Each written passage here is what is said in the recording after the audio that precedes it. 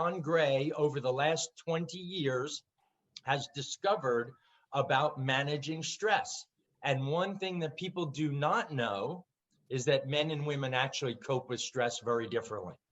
And believe it or not only do we cope differently, but that's one of the biggest problems in our relationships, is the fact that we cope differently and how we do that. So I'm hoping you will get not only a good idea of why that happens, but we want to give you some tools and some techniques to take home and start using today. So a lot of people know that John Gray wrote the book, Men Are From Mars, Women Are From Venus. A lot of people do not know that John has actually written 23 books. And my favorite is this one, even before we were so stressed out.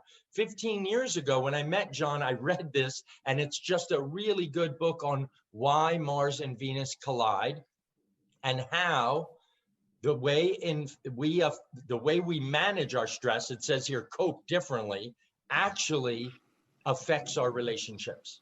And if you learn to do this, I promise you, your relationships will get better right out of the gate, just knowing this content.